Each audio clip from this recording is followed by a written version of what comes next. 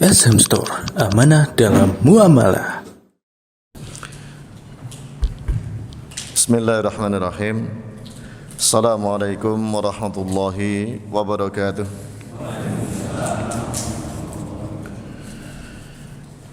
Innal hamdalillah nahmaduhu wa nasta'inuhu wa nastaghfiruh wa na'udzu billahi min shururi anfusina wa min sayyiati a'malina. Man yahdihillahu fala mudilla lahu wa man yudlil fala hadiya lahu. Asyhadu an la ilaha illallah wahdahu la syarika lah wa asyhadu anna Muhammadan abduhu wa rasuluhu la nabiyya ba'dah. Wassalatu wassalamu ala asyrafil anbiya'i wal mursalin wa ala alihi wa ashabihi wa man tabi'ahum bi ihsanin ila yaumiddin. Amma ba'd. Hadirin kaum muslimin wal muslimat rahimani wa rahimakumullah. Alhamdulillah, senantiasa kita terus berkewajiban untuk bersyukur kepada Allah Subhanahu wa taala yang dengan nikmat Allah Subhanahu wa taala kita dimudahkan berada di tempat yang mulia, rumah dari rumah-rumah Allah Subhanahu wa taala yang tujuannya mulia, ibadah kepada Allah Subhanahu wa taala. Maka kita harus senantiasa terus memperhatikan niat-niat kita agar jangan sampai melenceng, tetap dengan niat yang mulia untuk meraih ridha Allah Subhanahu wa taala dalam ibadah-ibadah kita. Hadirin sekalian rahimani wa rahimakumullah. Insyaallah taala pada kesempatan pagi hari ini, setelah kita menunaikan kewajiban kita salat fardu, salat subuh berjamaah, kita lanjutkan dengan ibadah berikutnya, thalabul ilmi. Dan tentunya sebagai bentuk motivasi perlu kita fahami bahwa tatkala ibadah diiringi dengan ibadah berikutnya, ini tanda satu kebaikan bagi pelakunya. Sebagaimana sering disebutkan oleh para ulama, thawabul hasanah ala hasanatu ba'daha. Balasan satu kebaikan adalah kebaikan berikutnya lagi. Sebagaimana sebaliknya, jazaa'u sayyi'ati as-sayyi'atu ba'daha. Balasan kejelekan adalah kejelekan yang dilakukan berikutnya lagi. Hadirin sekalian rahimani wa rahimakumullah, tatkala Allah Subhanahu wa taala memudahkan bagi kita melakukan kebaikan kemudian dilanjutkan kebaikan berikutnya, Al-Imam Az-Zahabi rahimahullah taala sampai menyebutkan, atau Al-Imam Ibn Rajab Al-Hambali, ya, itu tanda diterimanya amalan seorang. Ini sering dibawakan tatkala seorang mampu menuntaskan ibadah Ramadan, puasanya sebulan full, kemudian diiringi dengan puasa 6 hari di bulan Syawal. Ya.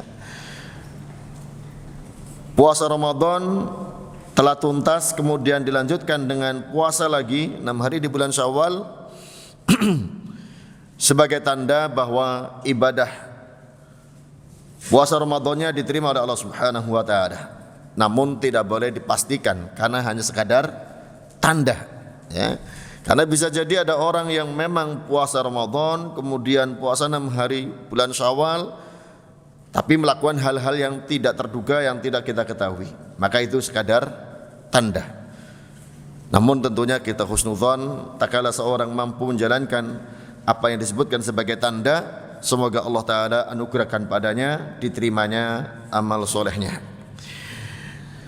Hadirin sekalian rahimani wa rahimakumullah, materi kita insyaallah pada kesempatan pagi hari ini satu materi yang berasal dari hadis Anas bin Malik radhiyallahu anhu, tatkala beliau mengatakan bahwa Rasulullah sallallahu alaihi wasallam pernah bersabda, "Inna minan nasi mafatihha lil khairi, maghaliqa lisyarri." Kata Rasulullah sallallahu alaihi wasallam, sungguh di antara manusia ada orang-orang yang menjadi kunci pembuka kebaikan sekaligus maghaliqa lisyarr, menutup keburukan. Wa inna minan nasi mafatihul lisyarri maghaliqa lil khair. Dan sebaliknya, ada sebagian orang yang menjadi kunci-kunci pembuka keburukan, mafatih lisyarr, maghaliqa lil khairi, dan menutup kebaikan. Fatuba liman ja'alallahu mafatiha al-khairi ala yadayhi. Fatuba, maka kebaikan, keberuntungan bagi orang yang Allah Ta'ala jadikan melalui tangannya sebagai kunci-kunci pembuka kebaikan. Wa wailun liman ja'alallahu mafatiha syarri ala yadayhi. Wailun, celakaan, kebinasaan bagi orang yang Allah Ta'ala jadikan melalui tangannya sebagai kunci pembuka keburukan. Hadis ini diriwayatkan oleh Al-Imam Ibnu Majah, Al-Imam Ibnu Abi Asim dan lain keduanya, dan dihasankan oleh Syekh Al-Albani rahimahullah ta'ala. Kaum muslimin wal muslimat rahimani wa rahimakumullah, dari hadis ini sangat gamblang bahwa Rasulullah sallallahu alaihi wasallam dalam konteks ini membagi manusia menjadi dua bagian. Yang pertama, yang berperan sebagai pembuka kebaikan. Tentunya kita sangat berharap masuk bagian yang ini tentunya. Nas'alullaha an yaj'alana minhum. Karena disebutkan keberuntungan yang besar bagi orang yang dijadikan sebagai kunci pembuka kebaikan. Kemudian bagian yang kedua, yang sebaliknya. Manusia namun perannya menutup kebaikan, menutup kebaikan dan membuka keburukan. Wal iyadzu billah. Hadirin sekalian rahimani wa rahimakumullah. Lantas seperti apa ya, peranan masing-masing ini antara yang kunci pembuka kebaikan ataupun yang sebaliknya, yang membuka keburukan? Diterangkan oleh para ulama, yang paling pokok di antara pembuka kebaikan adalah orang yang menekuni ilmu, ya, orang yang bergulat dengan ilmu. Sebagaimana dalam hadis Muawiyah radhiyallahu anhu, Rasulullah sallallahu alaihi wasallam bersabda, "Man yuridillahu bihi khairan yufaqihu fid din." Hadis muttafaqun alaih. Barang siapa yang Allah Ta'ala inginkan kebaikan baginya, Allah fahamkan dia dalam masalah agama. Rasulullah sallallahu alaihi wasallam dengan gamblang menyebutkan bahwa orang yang diinginkan oleh Allah untuk dapat kebaikan adalah orang yang faham agama. Maka bisa difahami sebaliknya bahwa orang yang diinginkan keburukan oleh Allah adalah orang yang tidak faham agama, tidak mau memahami agama. Maka bersyukurlah kepada Allah Subhanahu wa taala tatkala Allah taala berikan hidayah kepada kita untuk mau belajar tentang ilmu agama ini. Maka orang yang mau mempelajari ilmu agama ini betul-betul sebagai tanda kebaikan bagi pribadi dia sendiri, dan kemudian akan merembet dan menjalar kepada orang lain. Maka dia membuka kebaikan untuk diri dan orang lain sekaligus. Sebagaimana takala Al-Imam Ahmad bin Hanbal rahimahullah ta'ala, yang dikutip oleh Syekh Al-Utsaimin rahimahullah ta'ala dalam Kitabul Ilmi. Takala Imam Ahmad bin Hanbal mengatakan, talabul ilmi la ya'diluhu syai'un. Menuntut ilmu ini satu amalan yang tidak ada tandingannya. In sohat niyatuhu, jika benar niatnya. Kemudian beliau ditanya, wa kaifa dzalik, bagaimana niat yang benar? Beliau menjelaskan, innawa liizalatil jahli an nafsihi wa an ghairihi. Tak kala orang menuntut ilmu berniat menghilangkan kebodohan dari dirinya sendiri dan dari orang lain. Yang pertama kali untuk menghilangkan kebodohan dari dirinya sendiri. Tak kala dia sudah terbebas dari kebodohan, baru kemudian menghilangkan kebodohan yang ada pada orang lain dari saudara-saudaranya kaum muslimin. Maka sebagaimana yang diterangkan oleh Al-Imam Muhammad bin Abdul Wahhab rahimahullah ta'ala, kewajiban tiap muslim yang pertama kali adalah al-ilm, berilmu. Kewajiban tiap muslim pertama kali adalah berilmu. Kemudian setelah berilmu, al-amalu bih, mengamalkannya. Lalu kemudian ad-da'watu ilaih, mendakwahkannya. Lalu kemudian bersabar dalam menjalani tiga-tiganya, dalam berilmu, beramal dan mendakwahkannya. Hadirin sekalian rahimani wa rahimakumullah, yang paling berhak untuk berilmu tentunya masing-masing kita, karena kita dituntut untuk menjaga diri kita dan keluarga kita dari hal-hal yang bisa mengantarkan ke dalam neraka.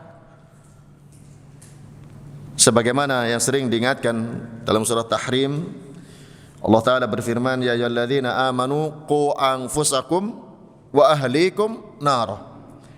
Wahai orang-orang yang beriman, jaga diri kalian dan keluarga kalian dari api neraka. Seorang sahabat yang mulia, menantu Rasulullah SAW dan keponakannya Ali bin Abi Thalib radhiyallahu anhu, menerangkan ayat ini dengan mengatakan, alimuhum wa adibuhum.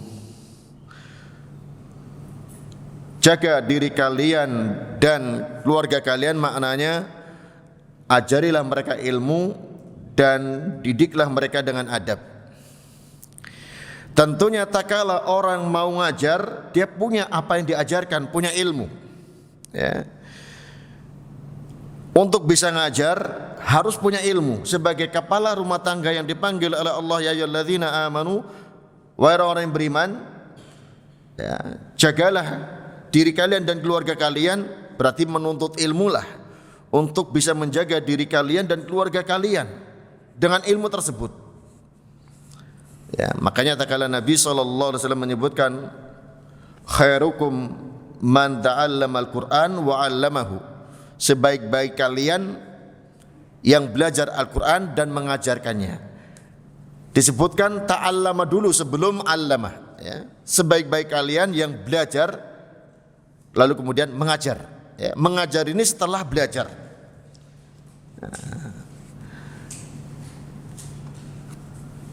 Maka belajar ilmu agama ini kunci pembuka kebaikan yang paling luas. Segala kebaikan kuncinya ada pada ilmu.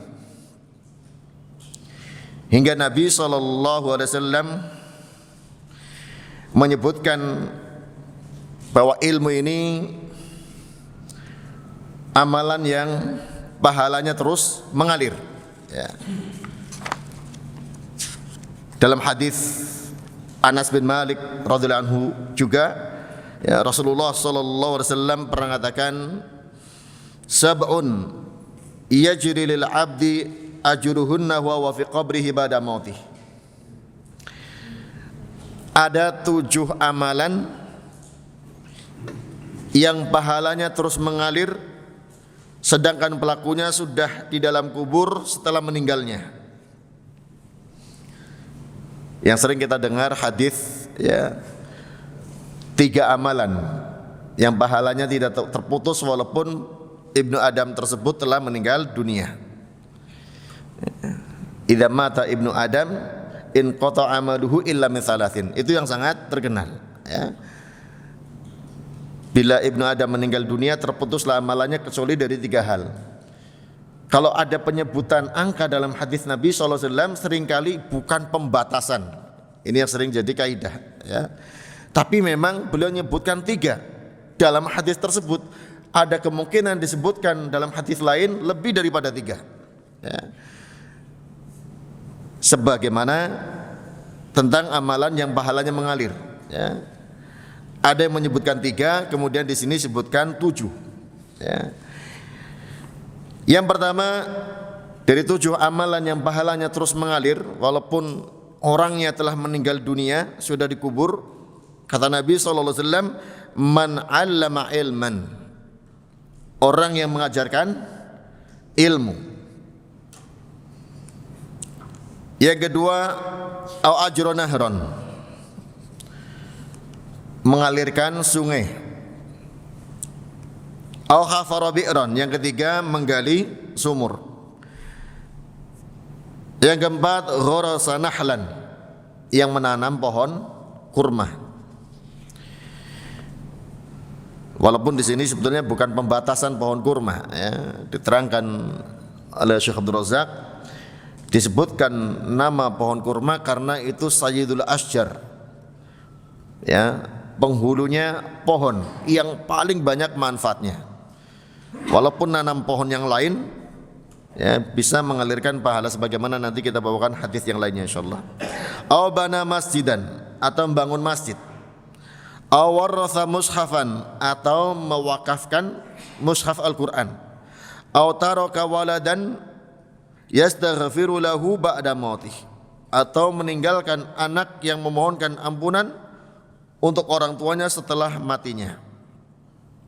Hadis ini riwayat Al-Imam Bazzar dan dihasankan oleh Syekh Al-Albani rahimahullah ta'ala. Yang pertama disebutkan oleh Nabi SAW tentang amalan yang mengalirkan pahala, man 'allama ilman, orang yang mengajarkan ilmu. Mengajarkan ilmu ini ada yang secara langsung, ya, seperti membacakan kitab, memberikan faedah, ya, berceramah, khutbah, berikan tausiah dan seterusnya, yang memang ilmu disampaikan oleh pemiliknya secara langsung, ya. Namun juga yang mengajarkan ilmu ini bukan terbatas pada orang tersebut, ya. Diterangkan oleh Syekh Abdul Razak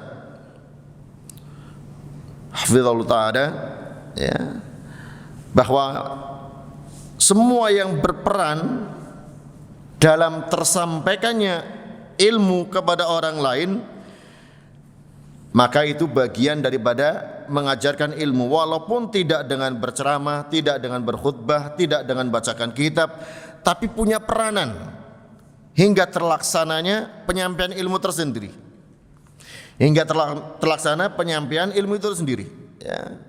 Ini yang sering diistilahkan di zaman sekarang, ya, panitia misalnya, para penggiat dakwah misalnya, ya, para pengurus pesantren, pengurus madrasah, panitia dakwah, penggiat dakwah dan seterusnya.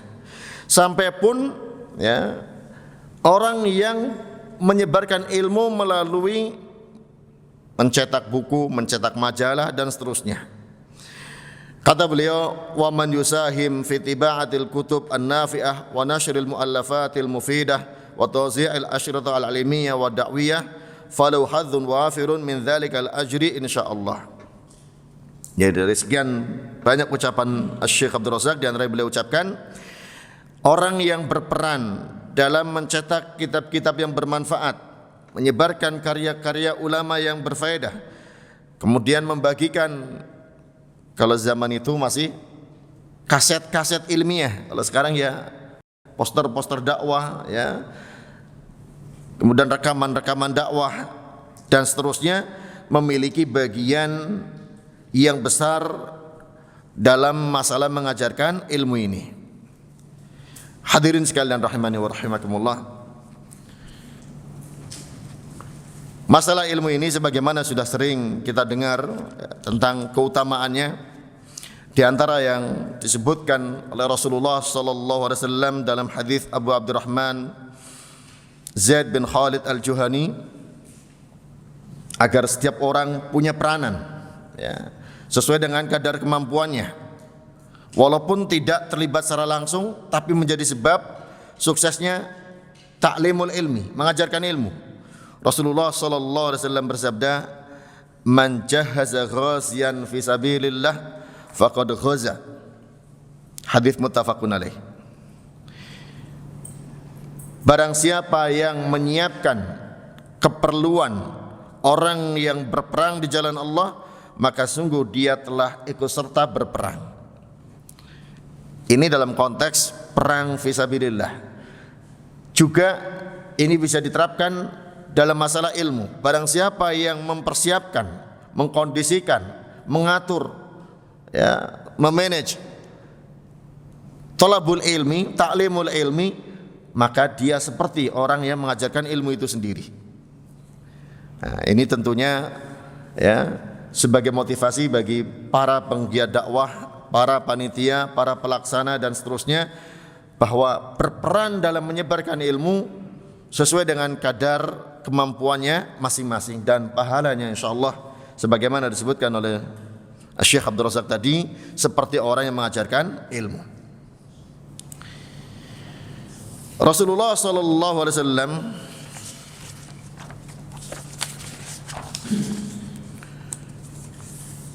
dalam hadis Abu Kabsyah Amr bin Sa'ad Al-Anmari radhiyallahu anhu, beliau mengatakan bahwa beliau mendengar Rasulullah sallallahu alaihi wasallam bersabda, "Uhadditsukum haditsan fahfadhuhu." Kata Nabi SAW, aku akan ceritakan kepada kalian satu hadis, maka hafalkanlah. Kemudian beliau mengatakan, "Innamad dunya li arba'ati nafarin." Dunia ini milik 4 kelompok. Yang pertama, abdun razaqahullahu malan wa ilman. Kelompok pertama, seorang hamba yang Allah berikan rizki berupa harta dan ilmu. Fahuwa yattaqi fihi rabbahu wa yasilu fihi rahimahu wa ya'lamu lillahi fi haqqah. Seorang hamba yang diberi rizki berupa harta dan ilmu, ia bertakwa kepada Allah dengan harta tersebut, menyambung silaturahmi dengan harta tersebut, dan mengetahui hak Allah pada harta tersebut. Kata Nabi, fahadha bi afdhalil manazil. Ini kedudukan yang paling tinggi, ya. Hartanya digunakan untuk taat kepada Allah Subhanahu wa taala dengan sebab ilmu yang dimilikinya.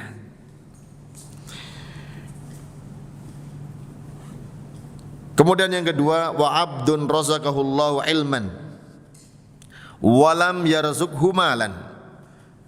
Hamba yang Allah beri rizki ilmu namun tidak diberi rizki harta. Berilmu, ilmu syar'i, namun minim hartanya. Fahuwa shadiqun niyati, namun dia jujur niatnya. Yaqulu law anna li malan la amiltu bi amali fulanin fahuwa bi niyyatihi fa ajruhuma sawa. Orang yang memiliki ilmu namun tidak memiliki harta, dia jujur niatnya, dia mengatakan kalau aku memiliki harta, tentunya seperti orang kaya yang pertama tadi yang memiliki harta dan ilmu, aku akan beramal seperti amalannya fulan tersebut. Bisa bersedekah, bisa wakaf, bisa infak, bisa umrah, bisa haji, bisa mendidik anaknya dengan pembiayaan yang maksimal dan seterusnya. Orang yang miskin ini namun memiliki ilmu, dia juga sama punya niat karena tahu keutamaannya bersedekah, tahu keutamaannya berinfak, tahu keutamaan ibadah-ibadah yang menggunakan harta karena dia punya ilmunya, ya. Sudah belajar bab sedekah, sudah belajar bab zakat, sudah belajar bab umroh, bab haji, punya semangat dalam hatinya untuk mengamalkannya seperti orang kaya yang punya ilmu mengamalkannya, namun tidak terlaksana karena miskinnya. Kata Nabi SAW, fahuwa biniyatihi fa ajruhuma sawa, maka dia dengan niatnya pahalanya sama. Ini keutamaan untuk ilmu, ya. Walaupun terkadang ilmu yang sudah dipelajari belum bisa diamalkan, terhalang karena ketidakmampuannya, Allah tidak halangi pahalanya. Hanya tidak boleh, ya, nyinyir kepada orang yang belajar bab yang seolah jauh untuk dilaksanakan. Orang miskin kok belajar bab haji, kapan hajinya misalnya, ya. Lah ini keutamaannya. Gak apa-apa pelajari bab haji walaupun secara finansial gak tahu kapan hajinya, tapi ada niat dalam hati untuk bisa menunaikannya. Ini sudah disebutkan oleh Rasulullah, pahalanya sama dengan orang yang sudah menunaikannya. Kenapa? Dalam hadis lain disebutkan man hamma bi hasanatin, siapa yang punya niat kuat melakukan kebaikan. Punya niat melakukan kebaikan itu muncul kalau ada ilmunya, ya.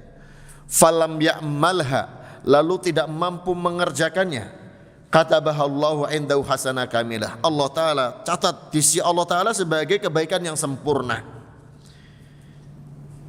Tentunya tak kalah niat kuatnya didasari dengan ilmu. Dan memang orang yang punya niat yang kuat melakukan kebaikan yang dilandasi dengan keilmuan, ya.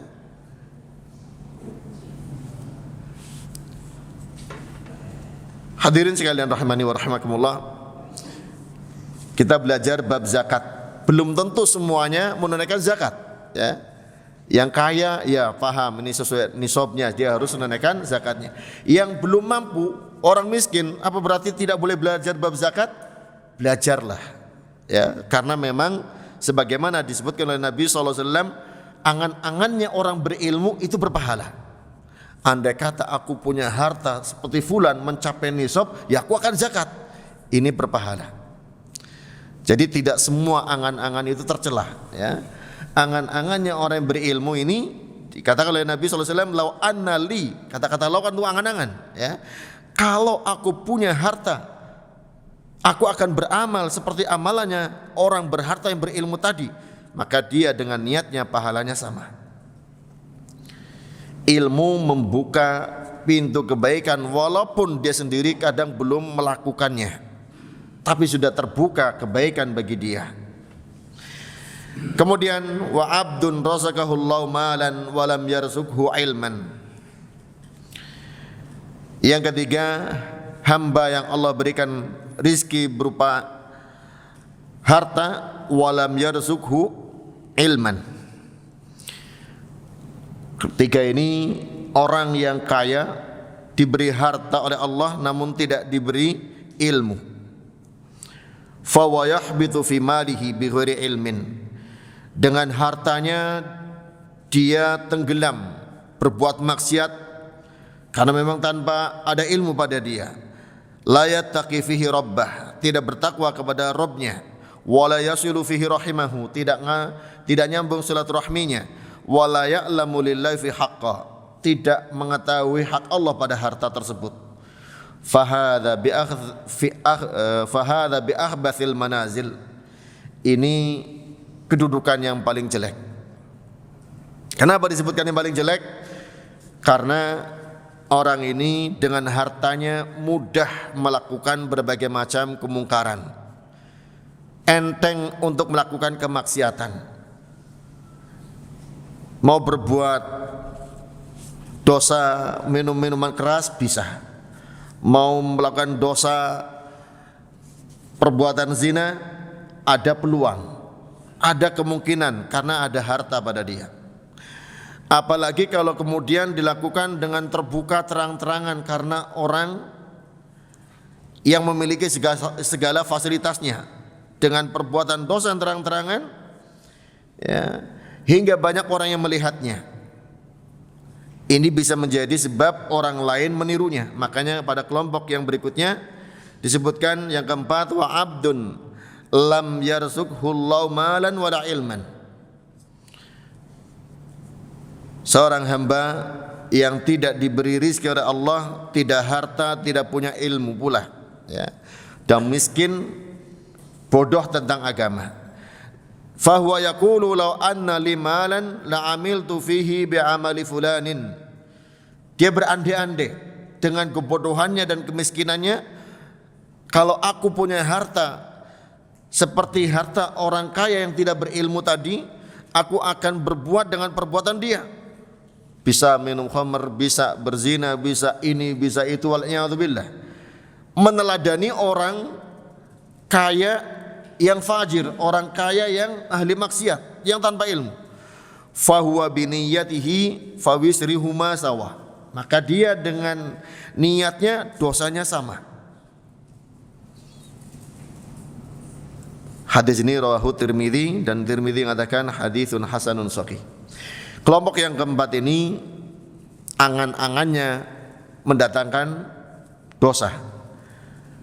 Dia tidak berbuat, tapi ambisi dalam hatinya terus bergelora, tidak mampu diwujudkan ambisinya karena miskinnya, tapi dia sudah dapatkan dosanya. Kenapa?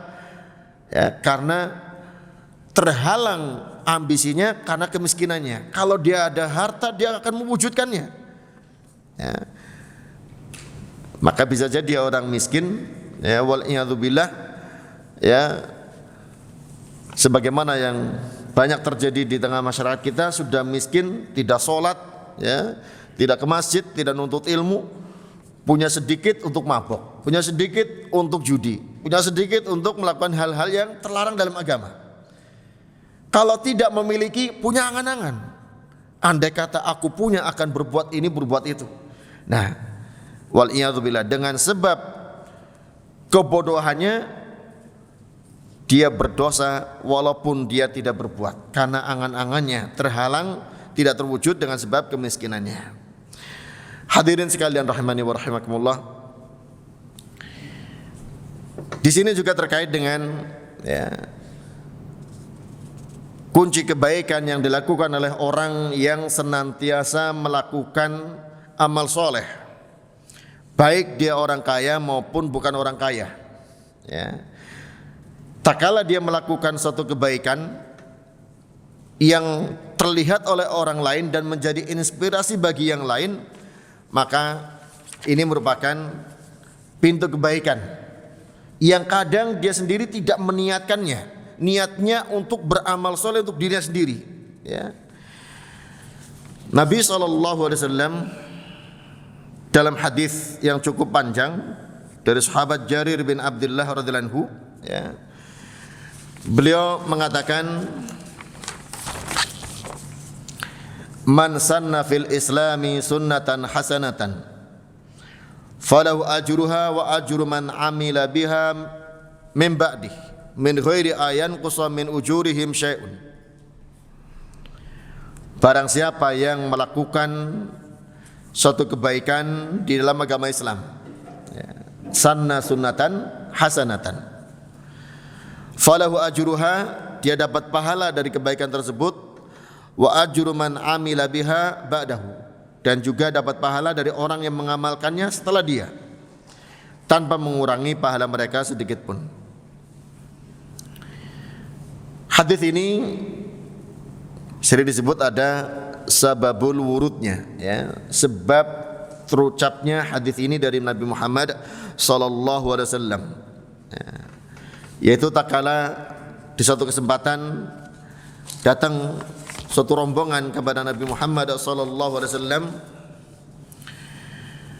orang-orang yang dalam keadaan nampak zahirnya orang-orang yang miskin, datang kepada Nabi sallallahu alaihi wasallam meminta bantuan. Dan Nabi sallallahu alaihi wasallam pun tatkala sudah berkumpul para sahabat usai salat, beliau menyampaikan tausiah, istilah kita sekarang, membawakan firman Allah Ta'ala, ya ayyuhan nasu taqu rabbakumul ladzi khalaqakum min nafsin wahidah, dan seterusnya sampai terakhir. Kemudian dibawakan ayat yang lainnya, ya ayyuhalladzina amanu taqullaha wal tanzur nafsum ma qaddamat lighad, dan sampai terakhir. Tatkala Nabi sallallahu alaihi wasallam memberikan tausiah untuk memotivasi para sahabat membantu orang miskin yang baru datang, tasaddaqa rajulun min dinarihi min dirhamihi min thabihi min sa'i burrihi, dan seterusnya. Para sahabat dimotivasi oleh Nabi sallallahu alaihi wasallam bergegas. Ada yang sedekah dengan dinarnya, ada sedekah dengan dirhamnya, ada sedekah dengan bajunya, ada sedekah dengan gandumnya, dan seterusnya. Hingga Nabi sallallahu alaihi wasallam dalam memberikan motivasi agar para sahabat membantunya dengan mengucapkan walau bisyikki tamratin, sedekahlah walaupun hanya dengan sebelah biji kurma. Maka para sahabat sesuai dengan keadaan kemampuannya, ada yang membawa begitu banyak, ada yang membawa sangat sedikit sesuai kadar kemampuannya masing-masing. Melihat itu Nabi sallallahu alaihi wasallam menyampaikan hadis ini, man sanna fil islami sunnatan hasanatan falau ajruha wa ajru man amila biha ba'dahu. Jadi orang yang melakukan satu kebaikan dalam Islam,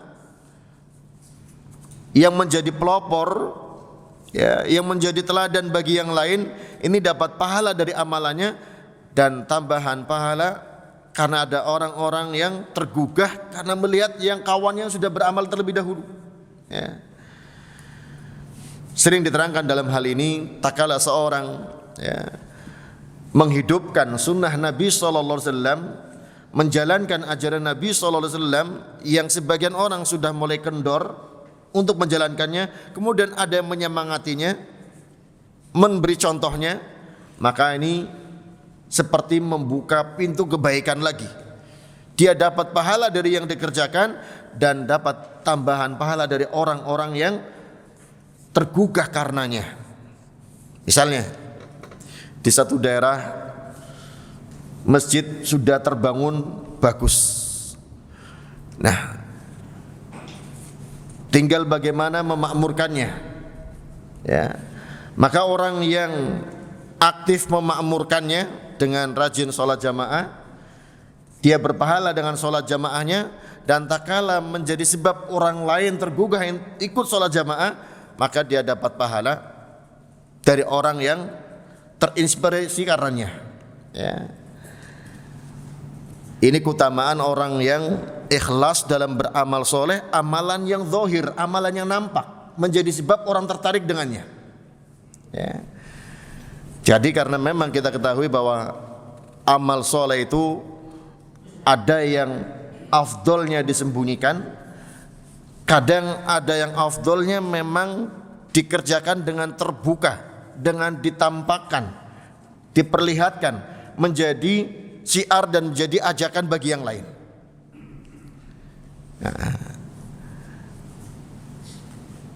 Kemudian Nabi SAW juga mengatakan, wa man sanna fil islami sunnatan sayi'atan kana alaihi wizruha wa wizru man amila biha min ba'dih min ghairi ayan qusa min auzarihim syai'un. Barang siapa yang melakukan dalam Islam sunnatan sayi'atan, suatu perbuatan yang jelek, kana alaihi wizruha, bagi dia dapat dosa, wa wizru man amila biha min ba'dih, dan dapat tambahan dosa dari orang yang melakukannya karena terinspirasi oleh dia. tanpa mengurangi dosa mereka sedikit pun. Hadis ini sahih riwayat Imam Muslim. Nah, ini seperti orang yang melakukan kejelekan dengan terbuka. Orang kaya dengan segala kemudahannya melakukan kemaksiatan terang-terangan, hingga orang miskin yang melihatnya punya angan-angan ingin seperti dia. Nah, ini dia mendapatkan dosa dari perbuatannya dan dapat tambahan dosa dari orang-orang miskin yang berangan-angan untuk berbuat sama dengan dia. Makanya bahayanya berbuat dosa dengan terang-terangan. Walaupun sembunyi pun dosa, tapi dengan terang-terangan lebih dosa lagi. Karena hakikatnya kala Rasulullah SAW mengatakan, man satara musliman satarahullahu yaumal qiyamah, siapa yang menutupi aib dosa seorang muslim akan Allah tutupi dosanya nanti pada hari kiamat. Tutupi dulu dosa dirinya sebelum menutupi dosa orang lain. Artinya kalau dia berbuat dosa juga jangan terang-terangan, jaga. Karena Nabi SAW dalam hadis lain mengatakan, kullu ummati mu'afan illal mujahirin. Umatku itu dimaafkan kalau berbuat dosa asalnya, kecuali yang melakukannya dengan terang-terangan, dengan terbuka. Terang-terangan ini disebutkan oleh Syekhul Utsaimin rahimahullah taala ada dua macam. Yang pertama memang melakukannya terang-terangan terbuka di tempat umum.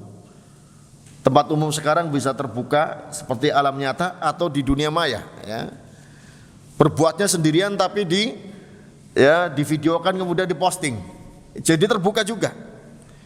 Terbuka yang kedua, sebagaimana disebutkan dalam hadis, seorang yang berbuat maksiat tanpa ada yang tahu, sudah Allah Ta'ala tutupi, kemudian dia ceritakan sendiri kepada orang lain, dia ungkapkan kepada orang lain dosa yang sudah ditutupi oleh Allah Subhanahu wa Ta'ala. Waliyadzubillah. Yang akhirnya orang malah terinspirasi untuk ikut berdosa yang sama dengan perbuatan dia. Ini membuka kejelekan untuk diri dan orang lain. Hadirin sekalian rahimani wa rahimakumullah. Maka dari sini selayaknya orang yang berilmu selalu berpikir sebelum berbuat.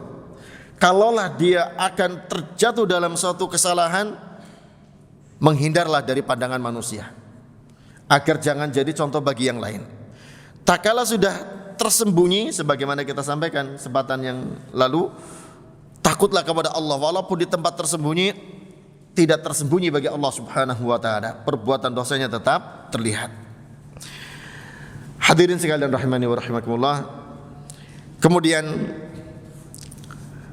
dalam hadis Anas bin Malik tadi disebutkan bahwa di antara amalan yang mengalirkan pahala dan ini sering terlupakan tak kala orang melakukannya, yang dikatakan oleh Nabi SAW, man gharasa nahlan, orang yang menanam pohon. Walaupun dalam hadis tersebut disebutkan menanam pohon kurma, namun dalam hadis Jabir bin Abdullah, riwayat Imam Muslim, hadis yang sahih, Rasulullah SAW mengatakan, ma min muslimin yaghrisu kharsan illa kana ma akala minhu lahu sadaqah wa ma saraqa minhu lahu sadaqah wa la yarza'uhu ahadun illa kana lahu sadaqah. Ini termasuk amalan yang membuka kebaikan bagi manusia dan makhluk lainnya. Kata Nabi SAW, barang siapa yang menanam satu tanaman. Nah, di sini umum, tidak ada pembatasan pohon kurma. Ma min muslimin yaghrizu kharsan, tidaklah seorang muslim menanam satu tanaman, syaratnya dia muslim, lalu menanam tanaman, illa kana ma ukila minhu lahu sadaqah, tidak lain yang dimakan dari tanaman tersebut bagi dia adalah sedekah. Yang makan apa saja, apakah manusia, apakah hewan atau yang lainnya. Wa masuriqa minhu lahu sadaqah, dan yang dicuri pun itu sedekah. Nah, ini yang kadang-kadang enggak masuk nalar kita, Namanya dicuri kan kita jengkel, kita nggak ridho. Bahkan kita jaga tanaman kita agar tidak dicuri, dipagar, ya, dikasih penjaga misalnya karena tanaman yang berharga. Tapi kalau dicuri ternyata itu bernilai sedekah. Diterangkan oleh Syekh Utsaimin rahimahullah dalam Syarah Riyadhus Shalihin, bukan berarti dengan hadis ini orang tidak boleh menjaga tanamannya. Kalau dipagar misalnya, dicela, kamu itu jangan magar tanaman ini. Kalau dicuri kan itu sedekah misalnya. Tidak begitu pemahamannya. Tetap dijaga semaksimal mungkin, tapi kalau memang tercuri, sudah di luar kemampuannya untuk menjaga, membuat seorang muslim tidak terlalu kecewa, tidak terlalu dongkol. Nah, ini hiburan ya bagi setiap muslim. Muslim ini khususnya ya. Bukan ini pula sebagai ya, dalih untuk mencuri tanaman. Saya mau sedekah lah orang itu. Saya curi, kan bagi dia sedekah. Ya, bukan itu juga. Ini sisi hiburan bagi orang yang menanam ya. Wala yarza'uhu ahadun illa kana lahu shadaqah, dan tidak ada satupun yang mengurangi tanamannya melainkan itu sedekah bagi dia. Ya, hadis ini sahih riwayat Imam Muslim.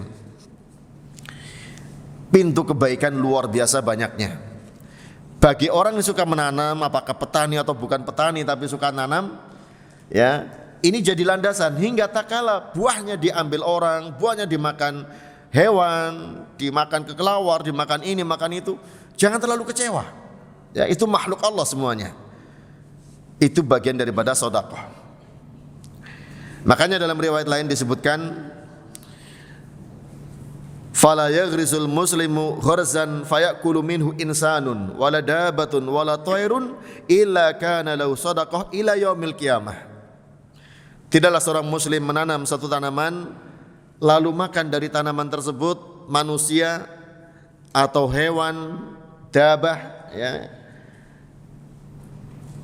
burung misalnya, malah disebutkan wala tairun, tidak pula burung atau ayam atau mentok ada yang lainnya, illa kana lahu sadaqah, melainkan bagi dia itu adalah sedekah sampai hari kiamat.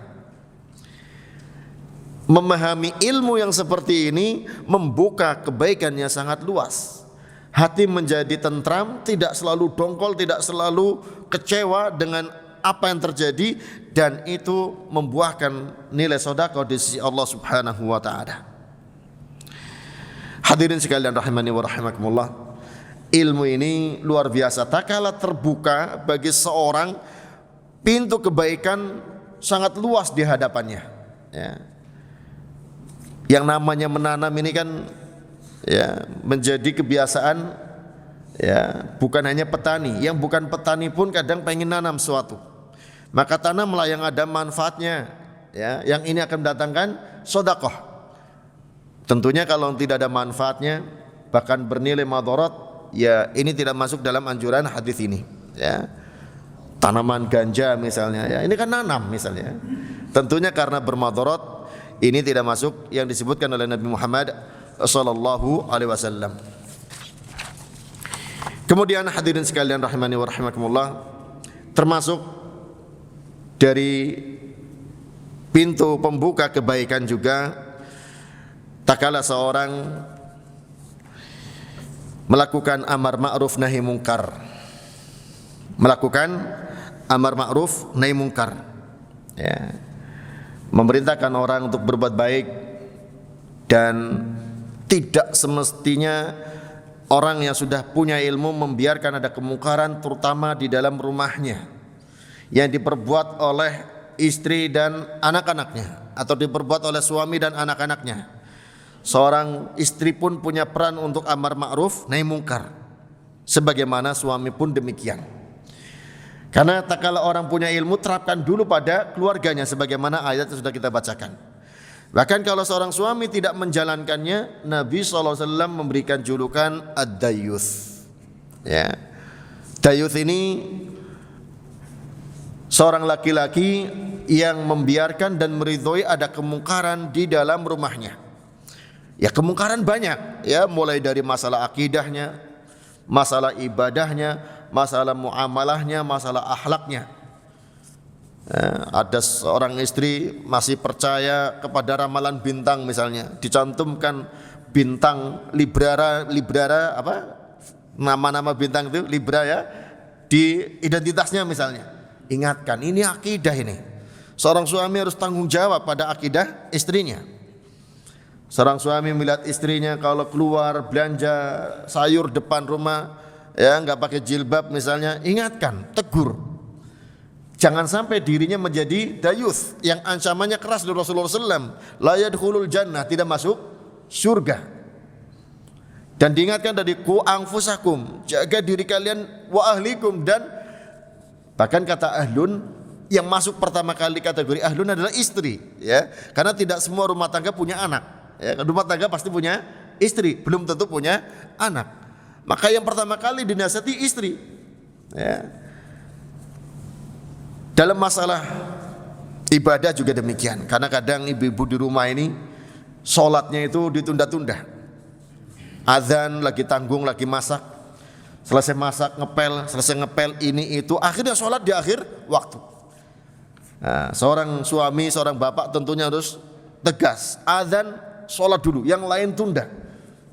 Seorang suami tentunya akan mengatakan, saya paling ridho kalau kamu sholat terlebih dahulu sebelum mengerjakan yang lain. Masak terlambat gak apa-apa, nyuci terlambat gak apa-apa, yang penting jangan terlambat sholat. Karena kadang ada suami yang menjadi sebab istrinya nunda sholat, ya. Nah ini bahaya.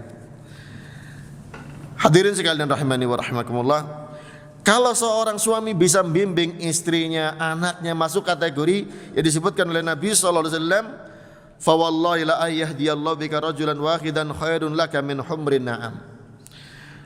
Demi Allah engkau berikan hidayah, artinya engkau menjadi sebab ya seseorang mendapatkan hidayah lebih baik bagimu daripada engkau mendapatkan humrin na'am, unta merah yang paling berharga. Hadis muttafaqun alaih.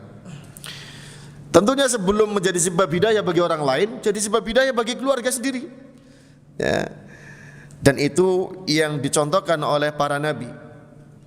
Nabi kita Muhammad sallallahu alaihi wasallam juga diingatkan, wa anzir ashiratakal aqrabin, beri peringatan kepada keluargamu yang terdekat, ya. Kalau ada komentar, lu ada nabi yang istrinya tidak patuh. Tidak patuhnya seorang istri bukan tanpa usaha. Kalau sudah berusaha, ini lain masalahnya, ya. Karena yang diperintahkan adalah usahanya, amar ma'ruf nahi mungkarnya. Adapun orang mendapatkan hidayah atau tidak, itu di tangan Allah Subhanahu wa taala. Karena Nabi SAW tak kala berusaha agar pamannya itu Abi Thalib mendapatkan hidayah, namun tidak mendapatkannya, beliau merasa bersedih. Diingatkan oleh Allah Subhanahu wa taala, innaka la tahdi man ahbabta, engkau tidak bisa memberikan hidayah kepada orang yang kau cintai. Walakinnallaha yahdi man yasha, tapi Allah memberikan hidayah kepada siapa yang Allah kehendaki.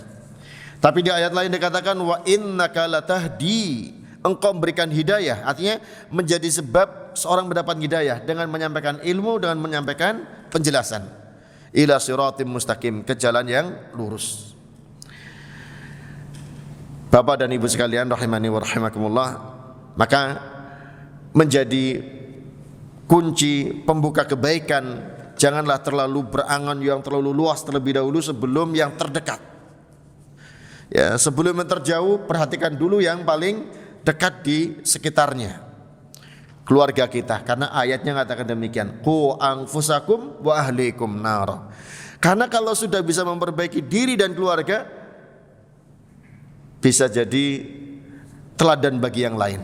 Tak kala jadi teladan, dia dapat pahalanya. Tuh contoh tuh, keluarga itu masya Allah, ya, keluarga yang bahagia dengan ilmu agama, ya, hartanya bermanfaat untuk menunjang ketaatan. Orang yang terinspirasi seperti ini, ya, menjadi sebab dia dapat tambahan pahala. Hadirin sekalian rahmani wa rahimakumullah, ini insyaallah ya sudah cukup materinya. Barangkali ada yang perlu ditanyakan, semoga Allah taala mudahkan untuk menjawabnya. Silakan. Nah, monggo Pak.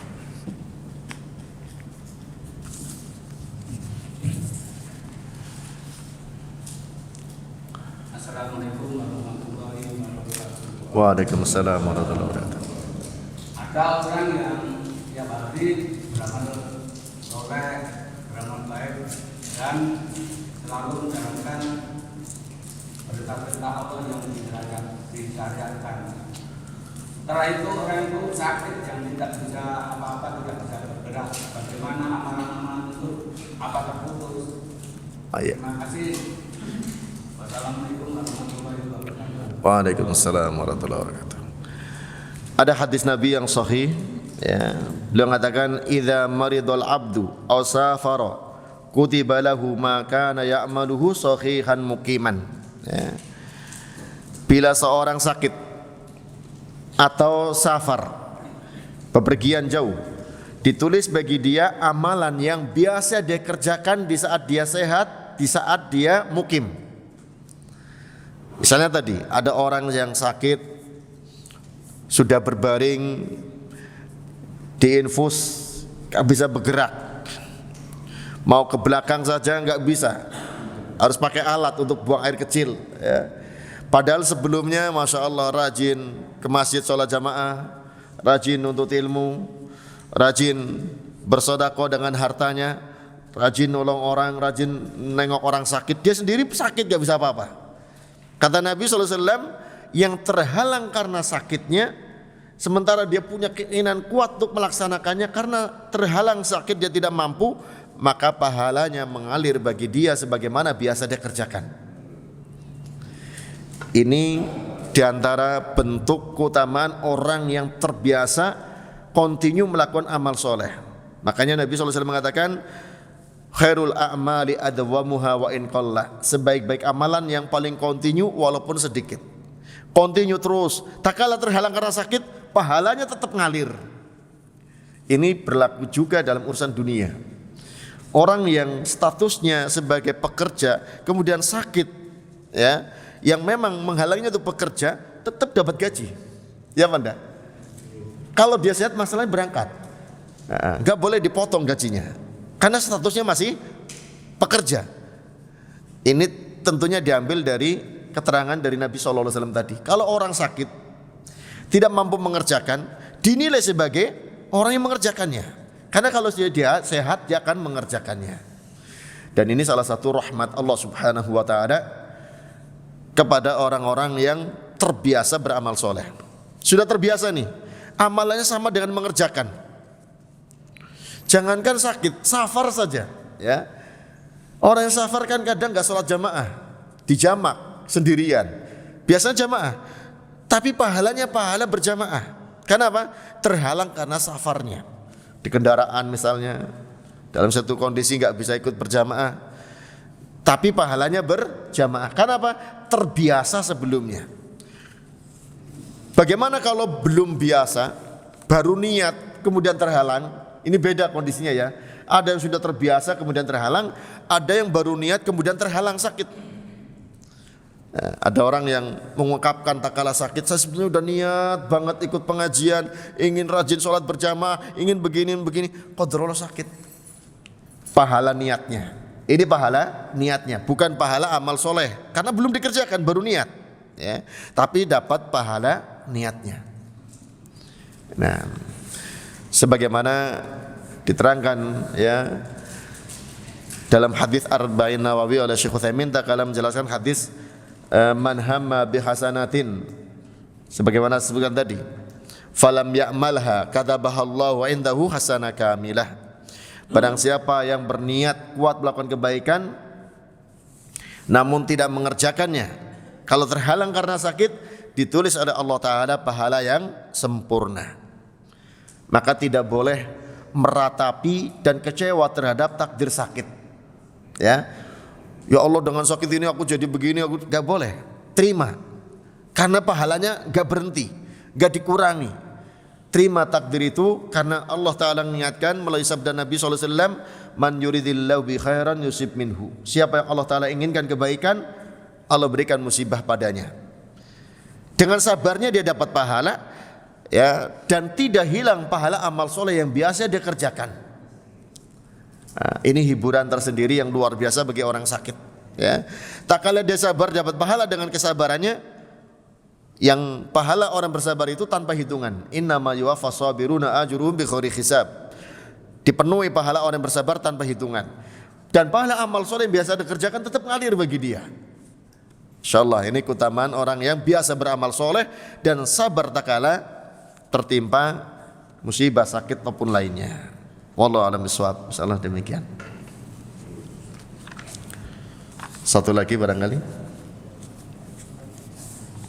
Monggo. Assalamualaikum warahmatullahi wabarakatuh. Waalaikumsalam warahmatullahi wabarakatuh. Di Al-Quran itu Allah selalu memakai kata kehendak. Allah selalu memakai kata berkehendak. Pertanyaan saya, apakah berkehendaknya Allah ini sesuai dengan takdir Allah atau suka-sukanya Allah? Ya. Perlu diketahui bahwa kehendak Allah pasti terlaksana. Tidak ada yang bisa menghalangi kehendak Allah Subhanahu wa taala. Dan masalah kehendak ini sebetulnya bagian daripada hal yang harus kita imani dalam masalah al-qada wal qadar. Ya. Dalam mengimani takdir Allah taala, qada dan qadar, ada 4 tahapan yang harus kita imani. Yang pertama, kita mengimani ilmu Allah taala yang menjangkau segala sesuatu. Semuanya diketahui oleh Allah Subhanahu wa taala. Tidak ada yang luput dari ilmu Allah Subhanahu wa taala. Yang nampak maupun yang tidak nampak, di langit maupun di bumi, di bawah bumi maupun di atas permukaan bumi, diketahui oleh Allah Subhanahu wa taala. Ini keyakinan kita, iman kita. Yang kedua, tentang al-masyiah, kehendak Allah taala. Bahwa apa yang telah terjadi, yang sedang terjadi dan yang akan terjadi, semuanya dengan kehendak Allah Subhanahu wa taala. Dan kehendak Allah tidak ada yang bisa menghalanginya. Kehendak Allah pasti terjadi. Masya'a kana, apa yang Allah kehendaki pasti terjadi. Wa ma lam yasha' lam yakun, apa yang tidak Allah kehendaki tidaklah akan terjadi. Ini keyakinan kita tentang kehendak Allah Subhanahu wa taala. Ya. Yang ada maupun yang terjadi, yang ada itu wujud. Seperti kita ini ada manusia, ya. Malaikat ada, jin ada, hewan ada, gunung, langit, bumi dan seterusnya ada. Itu dengan kehendak Allah Subhanahu wa taala. Perbuatan kita, kejadian yang ada di alam ini semuanya juga dengan kehendak Allah Subhanahu wa taala. Wa ma tasyauna illa ayyasha Allah. Tidaklah kalian berkehendak kecuali di bawah kehendak Allah Subhanahu wa taala. Ini poin yang kedua. Yang ketiga yaitu tentang ini poin yang ketiga sebetulnya ya. Poin yang kedua adalah al-kitabah, pencatatan. Ini urutannya yang kelewat. Bahwa semua yang Allah taala ketahui adalah dicatat oleh Allah Subhanahu wa taala di Lauh Mahfuz, ya. Yang Allah taala ketahui dicatat di Lauh Mahfuz. Baru kemudian yang ketiga, ya, yang Allah wujudkan, yang terjadi, yang sedang terjadi ataupun yang akan terjadi, itu dengan kehendak dari Allah Subhanahu wa taala. Dan yang keempat yaitu semuanya yang ada adalah ciptaan Allah Subhanahu wa taala. Ya. Yang Allah kehendaki terjadi dengan ciptaan dari Allah Subhanahu wa taala. Nah, ini 4 tingkatan dalam beriman terhadap takdir Allah Subhanahu wa taala. Al-ilmu, al-kitabah, al-masyiah dan al-khalqu. Ya. Ilmu Allah menjangkau segala sesuatu. Yang Allah ketahui, Allah catat di Lauh Mahfuz. Kemudian kehendak Allah taala terhadap yang telah terjadi, yang sedang terjadi dan yang akan terjadi. Kemudian yang keempat, semuanya diciptakan oleh Allah Subhanahu wa taala. Tidak ada pencipta selain Allah Subhanahu wa taala. Termasuk perbuatan kita adalah ciptaan Allah Subhanahu wa taala. Karena yang dikehendaki oleh Allah, diciptakan oleh Allah, berarti semuanya adalah dari Allah Subhanahu wa taala. Insyaallah demikian, Pak. Nah, cukup insyaallah ya. Insyaallah sampai di sini pertemuan kita, semoga bermanfaat bagi kita untuk mendapatkan ilmu yang bermanfaat dan berbuah menjadi amal soleh yang diterima oleh Allah Subhanahu wa taala. Wallahu taala a'lam bissawab. Sallallahu ala nabiyyina Muhammadin wa ala alihi washabbihi ajma'in. Subhanakallahumma wa bihamdik, asyhadu an la ilaha illa anta astaghfiruka wa atubu ilaik. Assalamualaikum warahmatullahi wabarakatuh.